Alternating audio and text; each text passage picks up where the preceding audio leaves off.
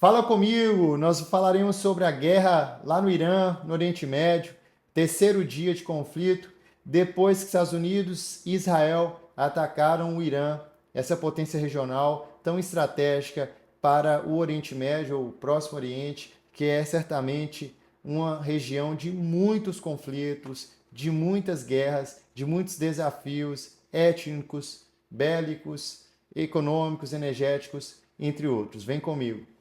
Eu estou com as minhas anotações aqui para variar nessa pequena aula de geopolítica e a gente vai falar do terceiro dia de conflito, porque primeiro fazendo um balanço, não é, da escalada regional, depois do primeiro, do segundo, encerrando aqui o terceiro dia no nosso contexto aqui do Brasil, não é?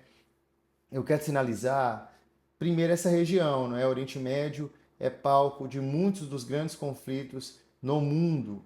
Outra coisa interessante é que nesse conflito imediato, o presidente Donald Trump comunicou a morte do líder supremo, o Ayatollah Ali Khamenei, depois daquele ataque, comprovando que ele teria morrido. Depois o Estado de Israel também comprovou. E à noite, aqui, horário, fuso horário do Brasil, de Brasília, a TV estatal iraniana também emitiu uma nota reconhecendo a morte do líder supremo do Irã.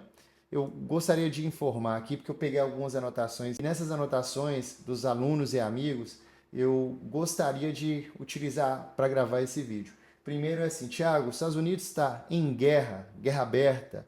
Do ponto de vista técnico, não está, gente. O mandatário americano ou o mandatário dos Estados Unidos, de acordo com a Constituição, ele não pode declarar guerra sem aprovação do Senado, da Câmara dos Deputados, isto é, sem aprovação do Congresso americano, a não ser que fosse um ataque iminente, imediato. E é por isso que Trump, assim que ele começou essa abordagem, ele foi para as redes sociais, ele deu explicações objetivas, de acordo com os interesses americanos, protegendo o povo americano, em defesa dos interesses do nosso país, contra, né, digamos assim, pegando aí, lembrando aquele contexto do governo Bush, contra o eixo do mal, enfim, dando justificativas morais, técnicas para a oposição, para a situação, para a nação, já que já saiu uma nota, uma pesquisa dizendo que um a cada quatro americanos aprova a intervenção no Irã, mas a gente tem três a cada quatro desaprovando o contexto mandatário dos Estados Unidos. Pois bem, a primeira coisa é isso. Então, os Estados Unidos não está em guerra com o Irã, tecnicamente falando, não é? Na verdade, seria uma operação cirúrgica, não é? E gostaria de sinalizar que é a segunda operação em menos de um ano. No ano passado, a gente viu que depois daquela guerra dos 12 dias, não é? O Irã atacando e conseguindo furar o domo de ferro de Israel, Israel conseguindo sobrevoar e dominar o espaço aéreo dos iranianos de Teherã, a própria capital. Foi possível perceber algo que o contexto ali, o gabinete de Netanyahu já sinalizava. Eles sabiam onde estava o contexto ali do líder supremo do Irã e era possível matá-lo. Dizem a imprensa americana e o próprio governo americano que Trump não autorizou, não permitiu, e essas negociações com ameaças, com apertadas, estavam acontecendo desde o ano passado para cá, não é? Inclusive o ataque dos Estados Unidos e de Israel acontecia enquanto delegações americana e iraniana sentavam em Genebra para discutir uma saída diplomática, digamos assim. Que a imprensa oficial, a TV estatal do Irã, chama, e também as notas aí do governo iraniano, chama o falecimento, a morte do líder supremo de martírio. É uma análise que eles têm para, né, ele integra ali um grande rol de pessoas que morreram em favor da causa, da leitura que eles têm da Sharia. Tudo isso sinaliza uma perspectiva de mundo bem específica. O aspecto também que eu quero sinalizar é o Irã desde 1979, é uma república, então as pessoas votam, escolhem um presidente, inclusive o Irã tem presidente, que nesse momento ninguém sabe o paradeiro dele, embora já emitiu notas, diz que eles irão revidar de maneira enérgica, legítima na leitura deles. É uma república tem um voto, porém é uma república islâmica e, portanto, teocrática, ou seja, o Ayatollah, que é um líder espiritual, né, que significa sinal, símbolo de Alá. O Ayatollah, que é um cargo religioso, né, o Ayatollah, no caso específico do que a gente falou agora que morreu, era o líder supremo, também antes foi presidente, e estava ali desde o início da Revolução de 1979, do lado do primeiro Ayatollah, que virou líder supremo, no caso do Irã, com a Revolução Iraniana, não é? Desde Khomeini, era um grande aliado desse primeiro líder supremo que governou por 10 anos, até que morreu e foi sucedido pelo atual, que estava há quase 40 anos, não é? Isso é muito importante. E algo importante também, uma outra pergunta. Tiago, no caso específico, retirou ali, matou muita gente, não é? O governo de Israel e o governo dos Estados Unidos sinaliza que mais de 50 líderes do alto escalão foram mortos, não só o líder supremo, inclusive o antigo presidente do país, né, reconhecido pela rigidez contra o Ocidente, negando o Holocausto, ele também foi morto. No caso do Irã, ele não é um país árabe, tá? Isso é muito importante. É um país persa, né, que vivenciou essa revolução. Também é um país xiita. A maioria dos seus países ali ao redor, a gente pode destacar no caso da Arábia Saudita, é um país árabe, muçulmano, de maioria sunita, né? São as duas principais vertentes do Islã.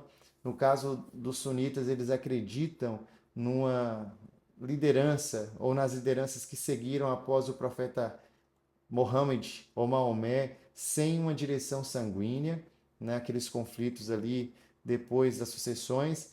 E eles também fazem uma leitura da Sunna, que é um livro de orações além do Corão ou ao Corão. E os xiitas acreditam que o primo ali de Alá, o primo ali de Maomé, de Mohammed, ele sim e outros seguidores criaram uma linguagem, criaram uma linhagem sanguínea. Acho que isso é muito importante. E eles não acreditam na Sunna e numa leitura mais, digamos assim, mais fidedigna, mais conservadora, se a gente compara com os sunitas. Eu quero sinalizar também que o caso do Irã ele começou a revidar e atacar cerca de mais de 8 países na região. Só Israel, do segundo dia em diante, tinha mais de 10 mortes. Ataque em Jerusalém.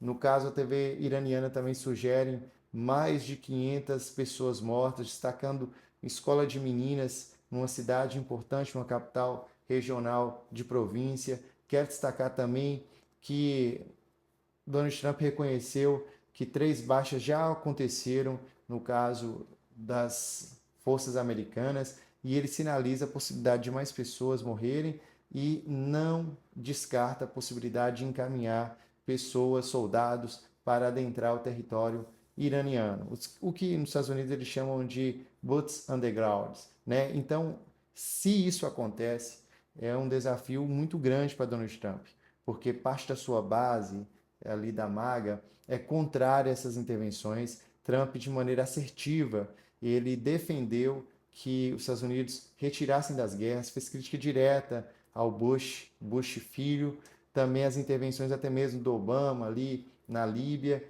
e depois entregou intervenções na Venezuela, que até então é um trunfo político, não é? O óleo venezuelano tem adentrado para as finanças e para o mercado americano, além de tirar a influência da China, da Rússia, também indiretamente estrangulando ou diretamente estrangulando a economia e o contexto social de Cuba. Enfim, tudo isso é uma sinalização, mas o Irã não é Venezuela, não é?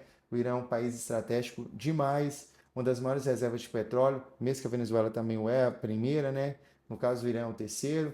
O canal de Hormuz é um grande centro de passagem controlado por Irã e Omã, entre os golfos de Omã e Pérsico, e é importante porque ali passa quase 30% de todo o combustível de petróleo do mundo, né? 20 a 25%. Também passa gás natural. O Irã já ameaçou e começou a fechar o canal. O preço do barril subiu significativamente, chegou a subir 13, 14%, depois caiu para um pouco menos ao longo do dia. Então, tudo isso, e o próprio Trump reconheceu, ele reconheceu que pode demorar 4, 5 semanas ou mais. Também disse ao mesmo tempo que eles achavam que demoraria semanas para matar o líder supremo e fez em horas. Enfim, o desafio é entender tudo isso de maneira didática e eu estou aqui para ajudar um pouco você e, portanto, eu quero te convidar a curtir, compartilhar, se inscrever nesse canal. Quero sinalizar também uma outra coisa, não é? O governo dos Estados Unidos, o governo Trump, ele tem interesse em responder essa demanda para o público interno, para o mercado e também internacionalmente. A leitura que foi feita, que alguns analistas lembram, é que o governo Trump e o governo Netanyahu, que já queria matar o líder supremo desde o ano passado, e só não fez porque Trump não permitiu, teriam entendido que faltava um tempo muito curto, uma janela muito curta, para que os iranianos conseguissem, em semanas ou em dias, desenvolver ali de 60% do enriquecimento de urânio até uma quantidade possível para fazer arsenais bélicos, não é? Inclusive hoje o Irã emitiu vários vídeos mostrando inúmeros drones ali prestes a atacar os inimigos que, segundo eles, é o pequeno Satã, no caso de Israel, e o grande Satã, no caso dos Estados Unidos. Eu quero sinalizar que essa aula de atualidades ela é importante dentro de um quadro. Então, como eu falei aqui, eu quero te convidar a assistir a aula anterior, o vídeo anterior e vários vídeos que a gente vai gravar ao longo do tempo, tá? Eu te convido também a sinalizar sobre a importância, como eu disse, energética, econômica, geopolítica do Oriente Médio. É uma das áreas mais interessantes do mundo para se estudar. E eu quero te convidar também a ficar sempre aqui, a comentar, colocar o que você pensa, sua pergunta, e assim que possível eu te respondo com muita atenção. Tamo junto.